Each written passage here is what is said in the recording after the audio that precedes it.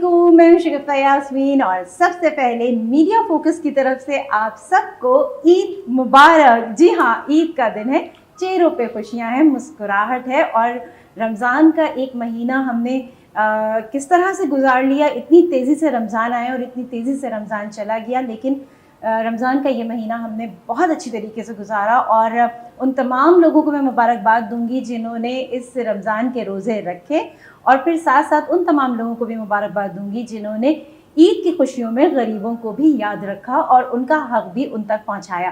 तो ये एक चीज़ बड़ी ज़रूरी होती है। और कहते हैं कि ईद वैसे तो बच्चों की होती है, ऐसा नहीं है कि हमारी नहीं होती, हमारी भी होती है, लेकिन ख़ास तौर पर रोज़ेदार की ईद होती है, क्योंकि एक महीना पूरा रोज़ा रखने के बाद ये खुशी का दिन हमें नसीब होता है। तो इस खुशी के दिन को हम और अच्छी तरीके से सेलिब्रेट करेंगे। हमारे साथ यहाँ पर हमारे बहुत अच्छे गेस्ट मौजूद हैं, इनसे बातें भी करेंगे, सिंगर भी हमारे साथ मौजूद हैं, उनसे सिंगिंग भी करवाएंगे और इस ईद के दिन को और इसकी खुशियों को हम दोबाला करेंगे। तो चलिए पहले अपने गेस्ट से मिलवाते हैं और फिर मज़ीद बातें करते हैं। जी, मेरे साथ यहाँ पर मौजूद हैं ज़ुबैर तोफ़ैल साहब और एक्स प्रेसिडेंट FPCCI। आइए इनसे मिलते हैं। अस्सलाम वालेकुम सर। वालेकुम अस्सलाम। आपको ईद बहुत मुबारक हो। और इनके साथ मौजूद हैं डॉक्टर साइमा ज़िया, जो कि एजुकेशनल से, इनसे आप मिलते रहते हैं और ये मीडिया फोकस की प्रेजेंस करती रहती हैं। आइए इनसे मिलते हैं। अस्सलाम वालेकुम। वालेकुम सलाम। ईद मुबारक। ईद मुबारक। कैसा जा रहा है आज का दिन? बहुत अच्छा, मैं तो बहुत एक्साइटेड हूँ क्योंकि पूरे रमज़ान के बाद फिर ये ईद आती है, तो आई एम वेरी एक्साइटेड। बिल्कुल। और एक और गेस्ट हमारे साथ यहाँ पर मौजूद हैं, अतीक ए सिद्दीकी साहब, जो कि सोशियो इकोनॉमिक एनालिस्ट हैं। अस्सलाम वालेकुम। वालेकुम अस्सलाम। ईद मुबारक। ईद मुबारक। कैसे हैं आप? ठीक ठाक हैं? ठीक हूँ, शुक्रिया बहुत। अच्छा, एक और हमारी बड़ी नाजुक सी गेस्ट यहाँ पर है, सिंगर है मोनिका। अस्सलाम वालेकुम। वालेकुम सलाम। मोनिका, ईद का दिन कैसा जा रहा है आपका?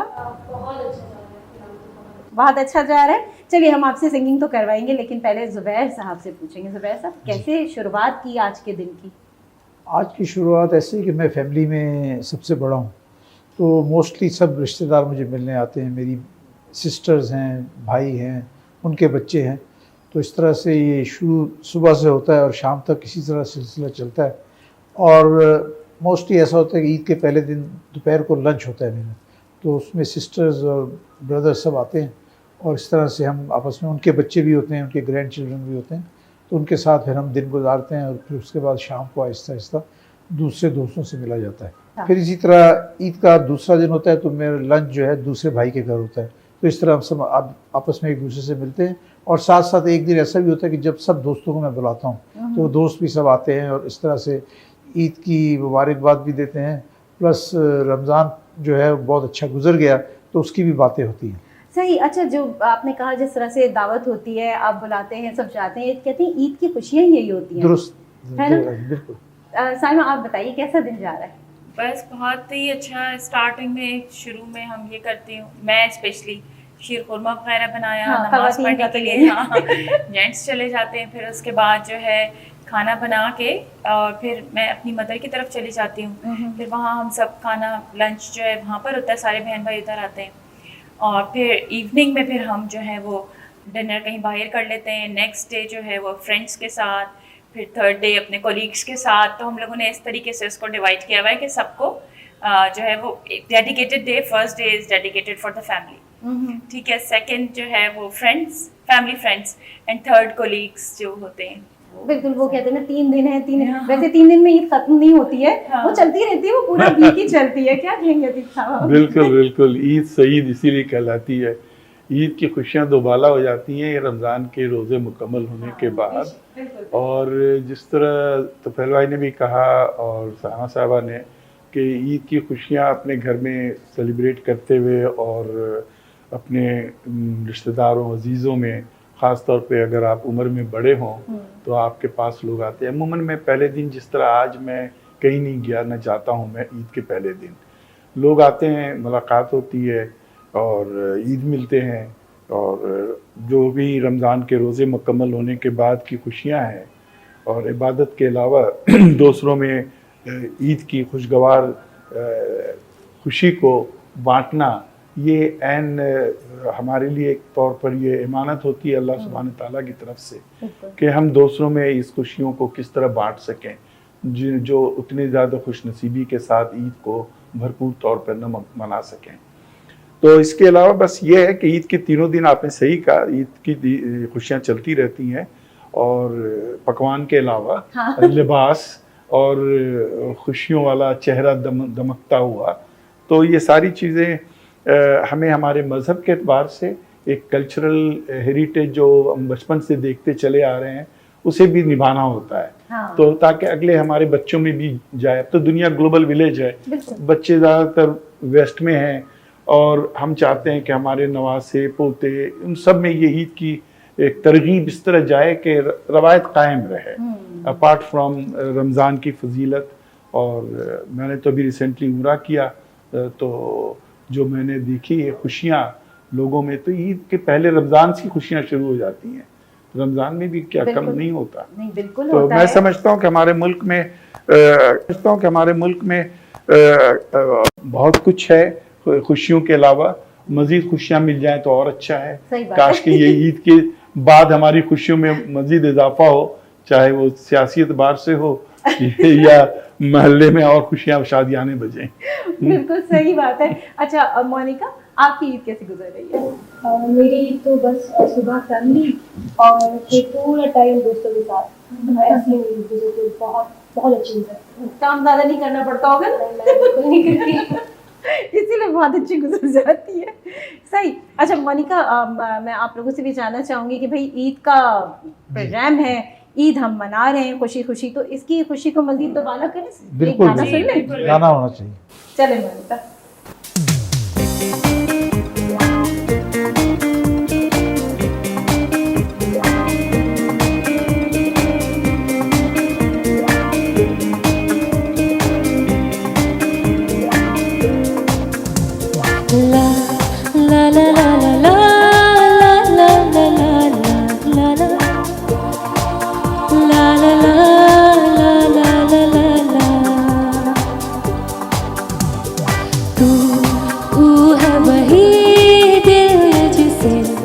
अपना कहा तू है जहाँ मैं हूँ वहाँ, तू ये जीने तेरे बिन है सजा।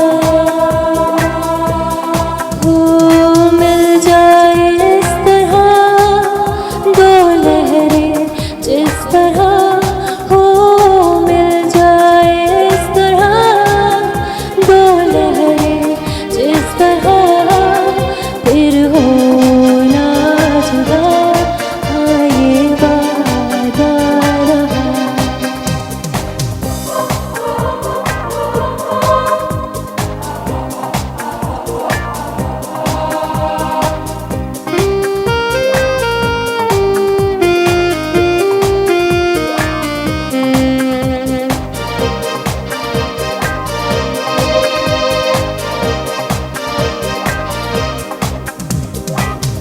मैं आवाज़ हूँ तू है गीत मेरा।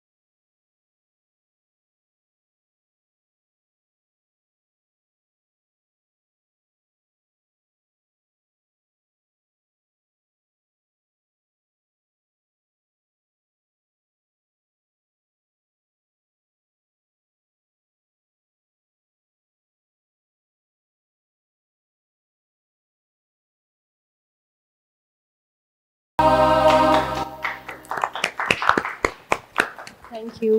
अच्छा मोनिका, बहुत अच्छा आपने इस सॉन्ग को गाया। पर्सनली मुझे ये गाना बहुत पसंद है, बहुत अच्छा लगता है ये गाना। भाई ज़ुबैर साहब माशाल्लाह से ईद मनाते चले आ रहे हैं, तो कैसा लगता है एक यंग एज, बचपन आपका और अब क्या डिफरेंस आपको लगता है? बहुत बड़ा फ़र्क है। देखिए, बचपन था वो, उस वक़्त हम बच्चों की तरह ईद मनाते थे, एक्सपेक्ट करते थे कि हमारे जो भी घर के बड़े हैं कोई ईद ही दे, चाहे 1 रुपया भी देते थे चाहिए तो होता उसकी बहुत अहमियत होती थी। फिर आहिस्ता-आहिस्ता टाइम गुज़रता रहा, फिर हमारे बच्चे बड़े हो गए, फिर उन बच्चों के बच्चे हो गए। अब तो ऐसा है कि मेरे ग्रैंड चिल्ड्रन जो हैं वो साथ होते हैं। लेकिन इस वक़्त जो सबसे अहम बात है वो है माशरे की। हमारा जो माशरा है, हमारे जो इर्द-गिर्द लोग देखते हैं तो काफ़ी बड़ी तादाद ऐसे लोगों की है जिनका ज़िंदगी जो है वो मुश्किल हालात में गुज़र रही है। बिल्कुल। तो हमारे ऊपर ये लाज़िम होता है कि हम अपने अड़ोस पड़ोस में जो भी लोग हैं जिनकी कि लाइफ में कुछ मिजरीज़ हैं उनको अपने साथ शामिल करें, उनको खुशियों में शामिल करें, उनको जो भी कुछ तोहफ़े तोहफ़े दे सकते हैं, कपड़े दे सकते हैं वो दें। और उसमें स्टार्ट होता है आपके अपने मुलाजमीन से कि आपका ड्राइवर है, कुक है, चौकीदार है, इनसे शुरू करके फिर उसके अलावा भी आस पड़ोस में जो भी कोई लोग हैं जो कि जिनका कहना चाहिए कि उनका लाइफस्टाइल जो है वो बिलो सर्टेन स्टैंडर्ड है, तो उनको हमें उनका ख्याल करना चाहिए। और यही हमारा मज़हब भी हमें तालीम देता है कि आप अपने पड़ोसियों का ख्याल रखें, अपने दूसरे अहल जो भी आपके पास काम करते हैं उनका ख्याल रखें। तो हम इसी तरह से इस स्पिरिट को लेके चलते हैं और यही मेरा पैगाम है सब लोगों को कि इसी तरह से चलें और सबका ख्याल रखें ताकि जो कमज़ोर तबका है वो भी हमारे साथ खुशियों में शामिल हो जाए। अच्छा, पता आप लोग ज़ुबैर साहब की सबसे अच्छी बात मुझे क्या लगी? वैसे तो हम सबके चेहरों पे एक मुस्कुराहट है आज के दिन। ज़ुबैर साहब जब बात करते हैं ना तो साथ साथ एक हल्की सी स्माइल होती है आपके चेहरे पे और वो बड़ी अच्छी होती है। जब आपने रिलीजन की बात की, हमारा रिलीजन भी यही कहता है कि एक चेहरे पे मुस्कुराहट रख के मिलें, आप मुस्कुराहट रख के बात करें ताकि वो जो लोग हैं उनको अच्छा फील हो। अच्छा, मुझे एक बात बताइए, ये तो हो गई आपकी मुस्कुराहट के हवाले से बात। अब मुझे ये बताइए कि बचपन से लेके अभी तक कोई ऐसा वाक़या याद है आपको, कोई यादगार जो आप कहें कि भाई इस ईद पे ऐसा हुआ था?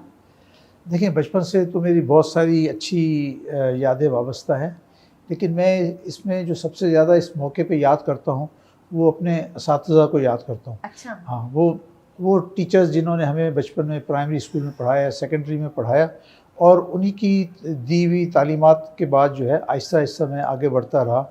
और आपको ये जान के खुशी होगी कि वो स्कूल जहाँ मैं आज से 60 साल पहले पढ़ता था, हमारा एक स्कूल है जो कराची का बहुत पुराना स्कूल है, उसका नाम है चर्च मिशन स्कूल। अच्छा। हाँ, तो मैं वहाँ से मैंने मैट्रिक पास की थी, लेकिन वो टीचर्स बहुत अच्छे थे। ना तो स्कूल कोई फ़ीस लेता था, मुफ्त स्कूल था और उन्होंने हमें इतनी अच्छी तरह पढ़ाया, बड़ा किया, सब कुछ किया।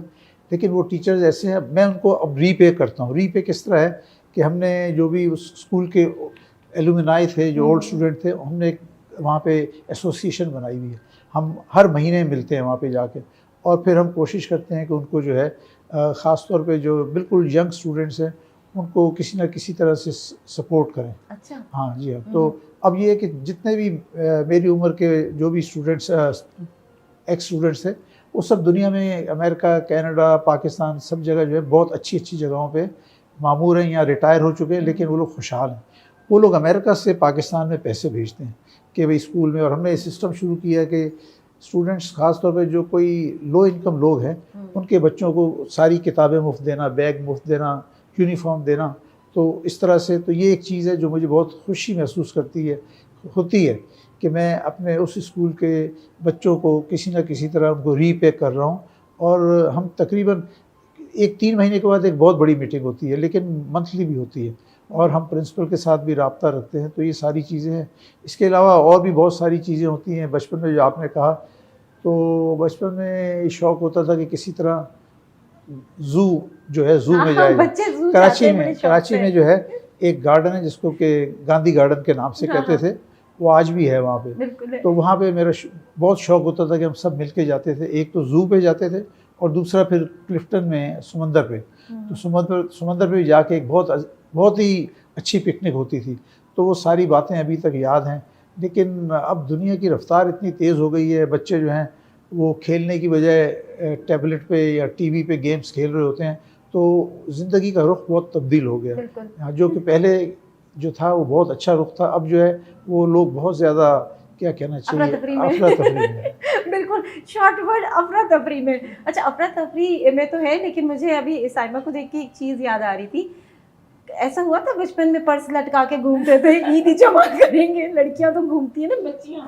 ट्रेंड बहुत चेंज हो गया, मैं बिल्कुल एग्री करूँगी इनकी बात से कि ट्रेंड बिल्कुल चेंज हो गया है। जब हम छोटे थे तो उस वक्त हमारी सबसे बड़ी एक्साइटमेंट होती थी नए ड्रेसेस, और अब तो आप देखें बच्चों को भी कोई एक्साइटमेंट नहीं होती क्योंकि हर दिन एक नया ड्रेस पहन रहे होते हैं। तो वो वाली बात बिल्कुल ख़त्म हो गई है।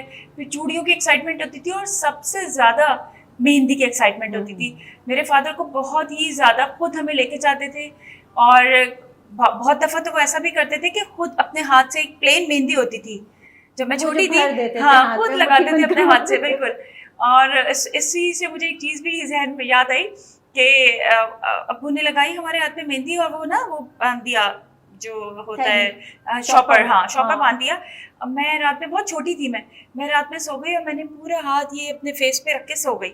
जब मैं सुबह में उठी हूँ तो मेरे फेस पे पूरा मेहंदी का कलर, और मतलब वो मैं कभी नहीं भूल सकती। जो मेरे साथ लड़कियों के लिए तो थी तो खैर बच्ची, लेकिन लड़कियों को फिर भी यही शौक होता है ना कि ज्वेलरी और मेहंदी और हर चीज़, हर एक छोटी छोटी रिंग्स भी एक बहुत बड़ी इंपॉर्टेंस रखते थे उस वक्त, ठीक है, सारी चीज़ें रात में रख के।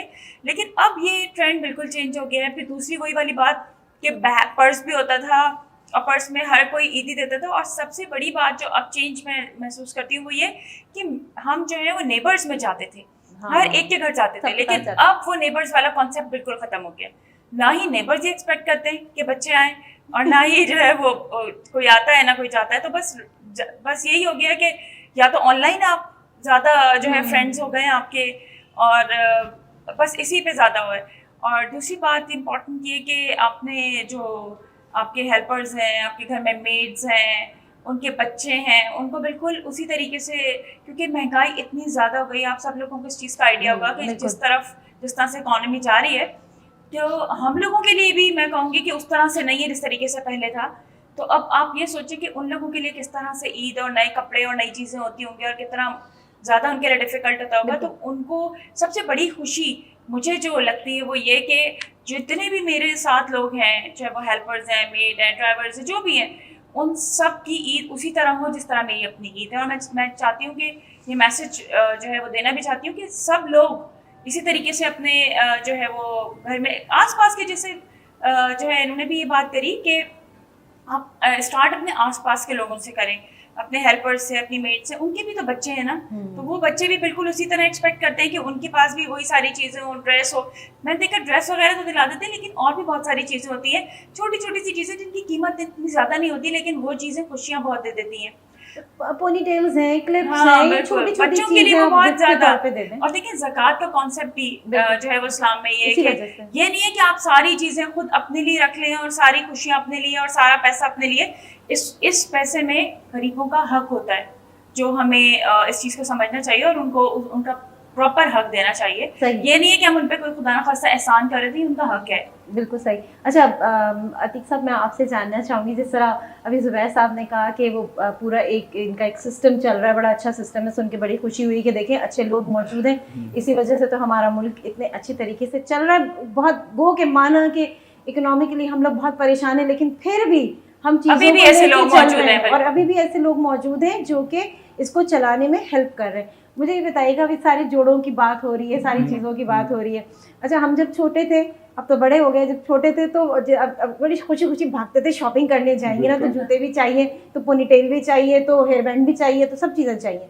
और भाई जो होता था उसको शूज़ चाहिए होते थे, कुर्ता शलवार चाहिए था, फिर दूसरे दिन के लिए पैंट शर्ट चाहिए था। अच्छा, वो आ जाता था 15 दिन पहले, 15 दिन तक रोज रात में खोल के देखते थे। आपने कभी ऐसा किया? बिल्कुल बिल्कुल, आप सही कह रही हैं, हमने भी ऐसा ही किया। ये जो खरीदारी रमज़ान के वक्त से शुरू होती थी ईद के लिए, और अवॉइड किया जाता था कि आखिरी दिनों में ना हो, क्योंकि काफ़ी रश होता था और चीज़ें भी सही आपके पसंद की मिलती नहीं थी। तो द अटेम्प्ट वॉज के मिड रमज़ान तक ईद की शॉपिंग हो जाए। तो ये बेडरूम में अपने बिस्तर के सिराने या अपने ड्रॉअर में चीज़ें रखी हुई, उसे रोज़ निकाल कर देखना, और सख्ती से पाबंदी थी कि ईद का जूता या ईद का जोड़ा पहले नहीं पहना जाएगा। तो वो जो नफ्स पे कंट्रोल करना सीखा गया है ईद के जोड़ों को हसरत से देख कर न पहन पाने पे, तो ये होता था। इसके अलावा जिस तरह आप लोग औरतें, बच्चियाँ बैग लटका कर ईदी वसूलना और ईदी जमा करना, तो मैं हिसाब किताब करता था। अच्छा। मैं सबके नाम लिखता था कि किस किस से एक्सपेक्टेड है, तो वो 2-3 दिन पहले मुझे पता होता था कि मुझे इतने पैसे, इतने 100 रुपए जमा होने हैं। तो उसके लिए मैं पीछे जाया करता था, खड़ा हो जाता था जाकर, और फिर सलाम कर हटता नहीं था। तो वो परेशान होते थे कि हट क्यों नहीं रहा। फिर वो समझ जाते थे, तो वो 2 रुपए या 4 रुपए, उस जमाने में मैक्सिमम घर से जो बड़ी ईदी मिलती थी करीबी रिश्तेदारों से, वो 10 या 20 रुपए तक मैक्सिमम, वो भी इक्का दुक्का, बाकी ये 2-5 का रवाज था। अच्छा। हाँ, उस जमाने में वो भी काफी था ना। तो मैक्सिमम और पता होता था ये इतने देगा। तो हाँ, वो एस्टिमेट अमूमन हमारा सही होता था। कोशिश होती कि हम सरपास कर जाएं। वो आदत गई नहीं जो अब तक वो अपनी बजटिंग में भी है, कंपनीज में भी यही अप्लाई होता है। तो यस, खुशियां हैं, और बिल्कुल ज़कात का कॉन्सेप्ट साहिबा ने सही कहा, और खुशियां बांटी जाती हैं। और ज़माना बदल गया है, अब के बच्चे तो ये इस तरह की ईदी नहीं बटोरते, या ईदी तो अभी भी दी जाती है। हमारे यहाँ तो बड़े बच्चों को भी दी जाती है, शादीशुदा जो होते हैं ना, उनको भी दामाद को दी जाती है। जी, दामाद की ईदी बड़ा खुसूस इंतजाम होता है उसका, ट्रे में रख के आती है। मैं तो इतना ज्यादा फैंसीनेस पे नहीं जाता, क्योंकि दामाद शुड आल्सो रियलाइज कि practicality is more dear. Envelope में रख के तो बस, लेकिन ईदी दे, रस्म पूरी हो। में वो दामाद नए नए नहीं होते हैं, नई शादी होती है, उनको तो ट्रे में रख के वो देते तो हैं, बाद में भी नई शादी के वक्त वो चंद सालों तक जोड़ा और खुशबू और 5-6 चीजें होती थी, उसका पूरा असॉर्टेड ट्रे बनता था। वो तो हमने भी किया शुरू में और भगत, लेकिन अच्छा है कि सब दामाद भी दूर हैं, तो हम जब अमेरिका में होते हैं तो ऑब्वियसली जब हम वहाँ होते हैं तो ईदी दी जाती है। लेकिन ज़कात के कॉन्सेप्ट के अलावा जो रफ़ाई काम का आप इशारा कर रही थी तुफैल भाई की तरफ, ये तो चीज़ें इनबॉर्न होती हैं, सारा साल चलती हैं।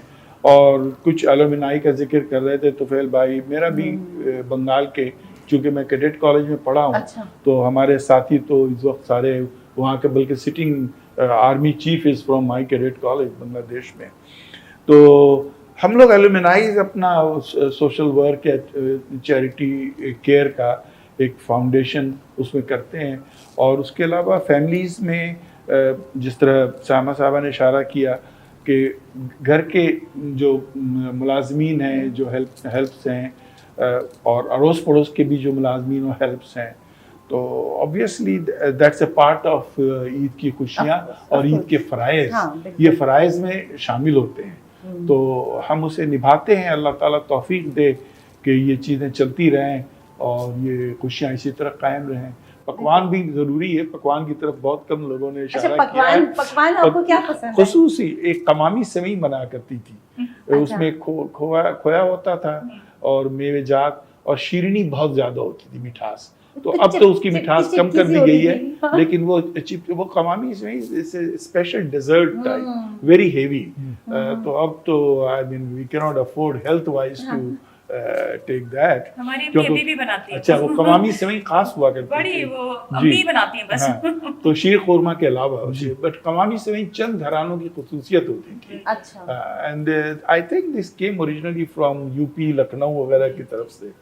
तो एंड ऑब्वियसली अपने घर का जो खाना होता है, बड़ा खाना त्योहार के पहले दिन, और वो तो एहतमाम होते ही होता है। तो वो तो सब खाने तो चलते रहते हैं। सही। तो अल्लाह ताला ये खुशियाँ कायम रखे। आमीन। मुस्कुराहट, जैसा आप कहती हैं, मुस्कुराहट हमेशा चेहरे पे रहे। बिल्कुल। और इसके साथ ही साथ सारा वो जो कहते हैं ना, भमों के बीच में यूं नहीं होना चाहिए। नहीं, वो मुस्कुराहट actually science has proved and the medical science further emphasizes on that that even if you smile and keep a forced happiness on your face, that indicates your blood circulation will go right and your thought process will get more refined. बिल्कुल, And बिल्कुल this is सही the बात fact. और तो wrinkle ये- free भी हो जाते हैं। बिल्कुल, इसमें एक एडिशन मैं करना चाहती हूँ, बिल्कुल बहुत इंपॉर्टेंट बात है, बिकॉज स्ट्रेस मैनेजमेंट की वर्कशॉप जी बहुत कराती हूँ। जी बिल्कुल। तो एक होती है लाफिंग थेरेपी। हाँ। तो मैं सबसे एक ही थेरेपी करवाती हूँ जिसमें सब लोग बहुत एक समझे, बड़ी अच्छी फिजा बन जाती है रूम के अंदर। मैं उनसे कहती भी हूँ कि घर जाके आपने करना है लाफिंग थेरेपी अपनी फैमिली के साथ, जोर जोर से अपने जो है कह ये मारने। वाई आपको पता है, अगर आप आर्टिफिशियली भी कहा मार रहे हैं ना, जी। तो आपके जो हैप्पी हार्मोन्स है, सेरोटोनिन आपका जो है वो इट्स स्वीट होता है, तो उससे आपके हैप्पी हार्मोन्स निकलते हैं। तो हम ये नहीं सोचे कि अरे चलो बस नहीं हंसे, अब हम एक रिवाज बन गया ना, कम हंसने का भी एक रिवाज बन गया है, जो कि एक बहुत नेगेटिव चीज़ है। Attitude. जी बिल्कुल बिल्कुल। तो अब ज़रूरी जो है वो हंसना चाहिए। अगर आपको कम अच्छा नहीं लग रहा सबके साथ हंसना, एटलीस्ट अपनी फैमिली के साथ, और ये बहुत पॉजिटिव एक्टिविटी होती है। और मैं ये इस फोरम से कहना चाहती हूँ कि सब अपने घर में ज़रूर करें अपनी फैमिली के साथ। फैमिली बहुत इंजॉय करती है और बच्चे स्पेशली बहुत इंजॉय करते हैं। लोग आके मुझे फीडबैक देते हैं कि बहुत ही मज़ा आया, हमारे बच्चों ने बहुत इंजॉय किया और वो चाहते हैं हम रोज़ इसी तरह हंसे। बिल्कुल सही, नहीं, बिल्कुल सही बात है। ये जो लाफिंग थेरेपी है, ये अक्सर और मैं देखती हूँ लोग जो है मैदान में होते हैं, सीनियर सिटीजन वहाँ पर होते हैं, सब मिलके जो है वो लाफिंग थेरेपी कर रहे होते हैं। अच्छा, मजे की बात ये है कि अगर आप यूजुअली एक हैप्पी मूड में रहते हैं तो वो हैप्पी मूड में रखना जो होता है ना, वो जिस तरह आपने कहा आर्टिफिशियली भी कभी हम क्रिएट करते हैं तो वैसा बड़ी अच्छी सी एक चीज़ हो जाती है। लेकिन जिस तरह मैं अपने आप को अगर देखती हूँ तो मैं अल्लाह का शुक्र है मुस्कुराती ही रहती हूँ। अक्सर और बेशतर जो है ना वो भट्टी साहब को कहना पड़ता है इधर मुस्कुराहट कम करनी थी। नहीं, ये अच्छी बात है, ये ऑप्टिमिज्म की भी निशानी है, खुशाइन की। क्या कहेंगे सर, वैसे लाफिंग थेरेपी पे बात हो रही है। मेरा ख्याल है कि ये बिल्कुल आजकल दुनिया में बहुत पॉपुलर है, होना चाहिए।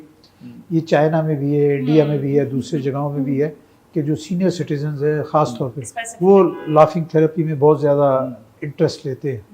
और लोग समझते थे कि चाइना में ऐसा नहीं होता होगा, लेकिन चाइना में भी है कि जो सीनियर सिटीजन्स हैं वो पार्क्स में जाके लाफिंग थेरेपी करते हैं और वो कहते हैं कि उसका इम्पैक्ट बहुत अच्छा होता है। बहुत अच्छा था। जी हाँ, बिल्कुल। और इंडिया में भी है, ये योगा का एक पार्ट है। बिल्कुल हाँ। योगा का पार्ट है। योगा का पार्ट है, बिल्कुल बिल्कुल बिल्कुल सही। जुबैर साहब ने बहुत अच्छी बात की और तीनों गेस्ट ने बहुत अच्छी बात की कि भाई आपको मुस्कुराते रहना चाहिए। मुस्कुराहट हमारी बड़ी ज़्यादा हो जाती है जब ईदी मिल रही होती है, उस वक्त भी हमारे चेहरे पे एक मुस्कुराहट आती है, ब्लड सर्कुलेशन बढ़ जाता है, फिर थोड़ा और बढ़ जाता है कि ज़रा सा मेहमान इधर उधर तो एनवेलप खोल के तो देखे अंदर है कितना, ये भी होता है। तो ये एक जो एक खुशी होती है ईदी मिलने की, ईद मिलने की भी एक खुशी होती है। जब आप गले मिलते हैं, आप कहते हैं गिले शिकवे दूर करते हैं, वो तमाम चीज़ें जो हैं वो खुशियाँ लेकर आती हैं। और फिर हम कहते हैं कि अगर इसके साथ साथ मौसीकी हो जाए तो क्या बात है। मोनिका समझ गई होंगी, मैं आपको देख रही हूँ।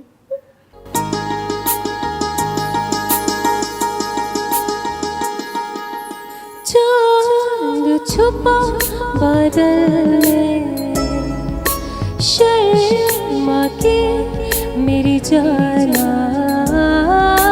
सीने से लग जा तो, बल खा के मेरी जाना। गुमसुम सा है, गुपचुप सा है, मदहोश है, खामोश है ये समा, हाँ ये समा कुछ और है।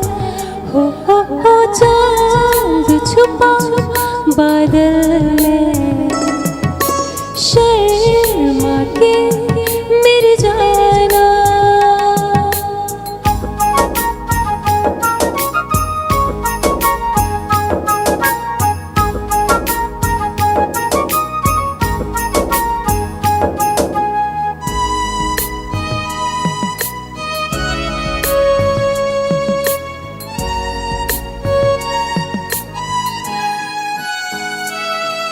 नज़दीकियाँ बढ़ जाने दे, अरे नहीं बाबा नहीं, अभी नहीं नहीं, ये दूरियाँ मिट जाने दे, अरे नहीं बाबा नहीं, अभी नहीं नहीं।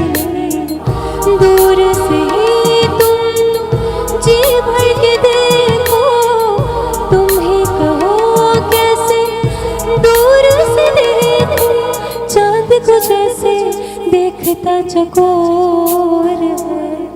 गुमसुम सा है, गुपचुप सा है, मदहोश है, खामोश है ये समा, हाँ ये समा कुछ और है। हो चांद छुपा बादल में, शर्मा के मेरी जाना।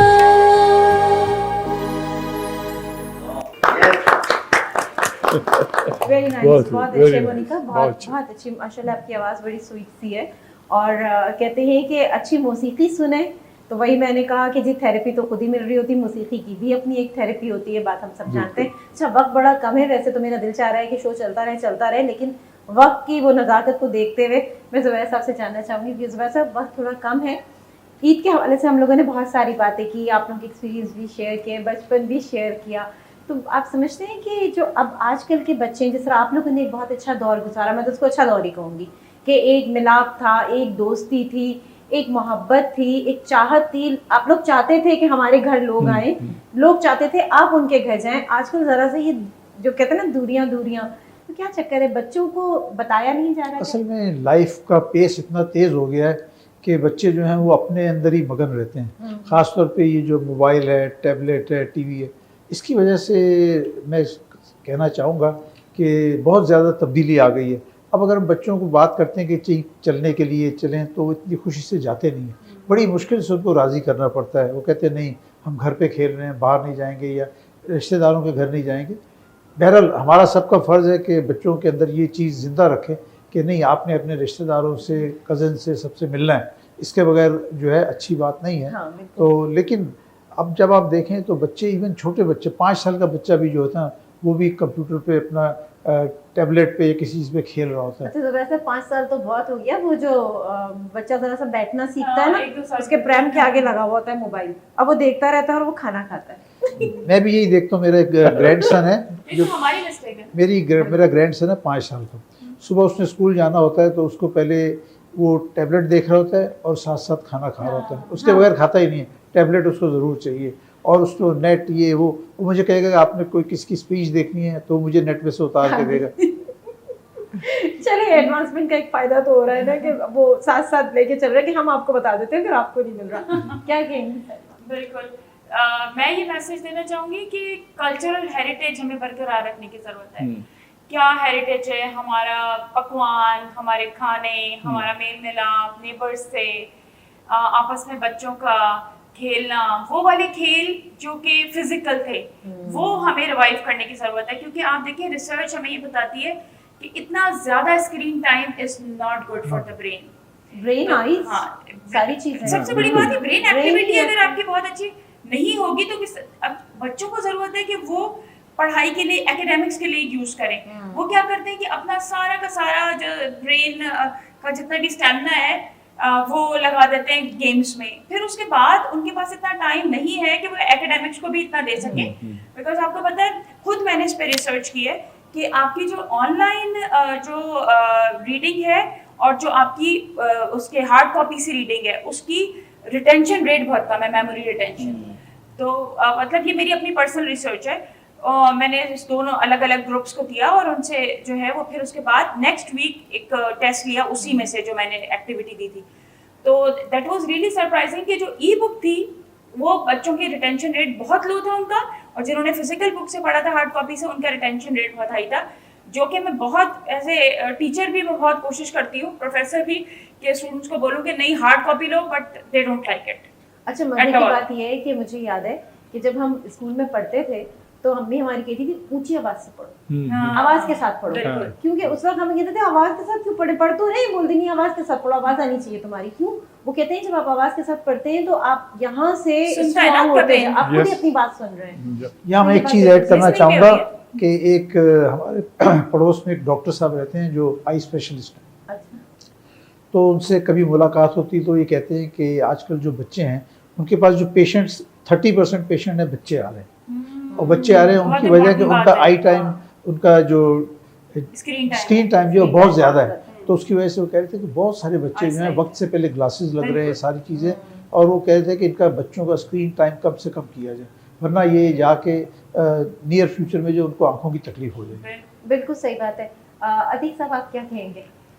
मैं इसमें सब कुछ तो कहा जा रहा है, मैं यही ऐड करूँगा कि हमें मजहबी एतबार से ईद को वर्षे के तौर पर इसको ऑनवर्ड्स इनकलकेट करना चाहिए।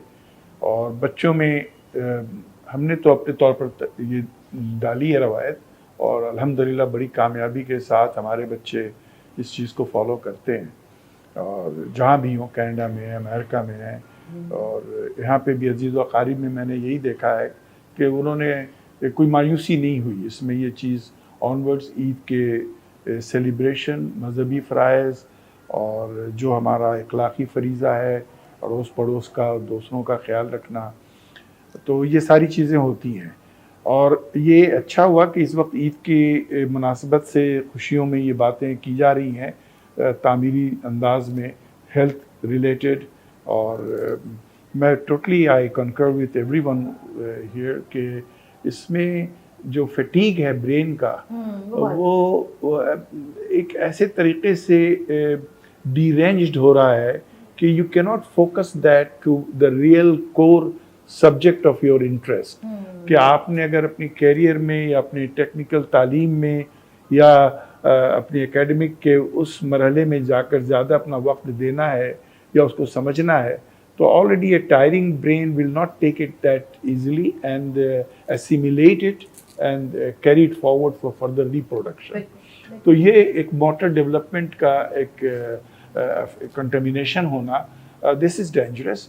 और मेरा ख्याल है अच्छे घरों में ये किया जा रहा है। हमारे घर में हमारी बेटियां अपने बच्चों के साथ ये कर रही हैं कि दे हैव टाइम्ड इट कि जी आपके लिए ये सख्ती है। और टॉडलर्स का है कि जब वो हाई चेयर पे बैठकर अपने खाने के साथ वो लगाते हैं, तो periodically some time yes relaxation वो दी जाए।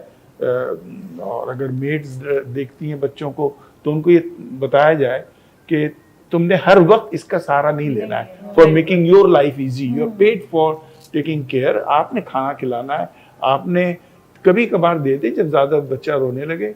And I think there is a solution to everything. अगर हम लोग सोचना शुरू करें, और जितने जिहोश पेरेंट्स हैं उनका ये फ़र्ज़ है कि अपने बच्चों से शुरू करें, तो माहौल फिर इर्द गिर्द का बनेगा, उससे माशरा सेहतमंद होगा। और सेहतमंद माशरे की तश्कील आपके घर से और आपकी इनफरादी कोशिश से होती है। And this is the key, nothing else. हमारे यहाँ अभी जो हम जुबों हाली देख रहे हैं सियासी उफक पे, वो सिर्फ और सिर्फ इस वजह से है कि हम डीरेंज्ड हो गए। We lost the sight of the real factual thing that makes your life comfortable और अनकंफर्टेबल। तो इसका फर्क होना चाहिए। तो this is a great learning. आज माशाल्लाह मैं तो आज I go from here better educated today. बिल्कुल सही। और मोनिका बहुत देर से खामोश हैं, तो क्यों ना आपकी अच्छी सी आवाज़ को जो है प्रोग्राम में शामिल किया जाए।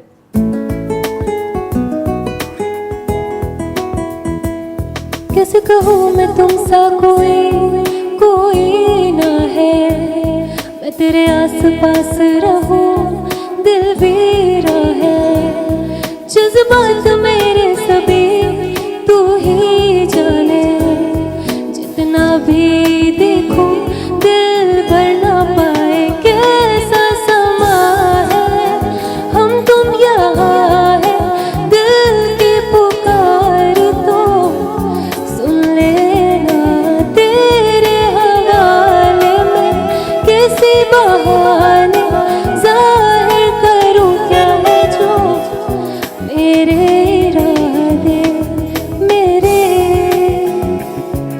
इरादे।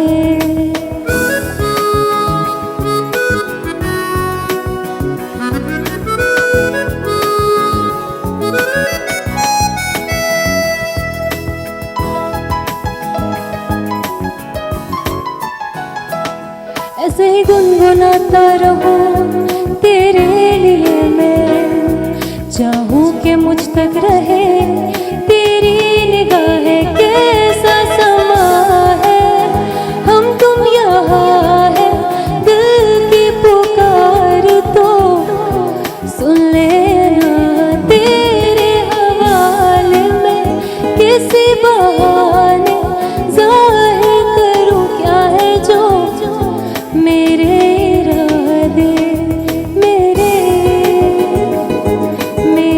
इरादे, मेरे इरादे।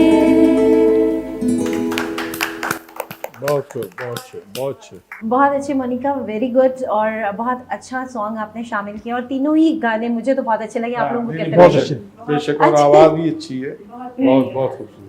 चले जी, यहाँ पर हमारे प्रोग्राम का वक्त खत्म हो रहा है, लेकिन पहले आप सबका बहुत शुक्रिया। ईद के दिन आप लोग मेरे साथ यहाँ पर मौजूद रहे, थैंक यू सो मच।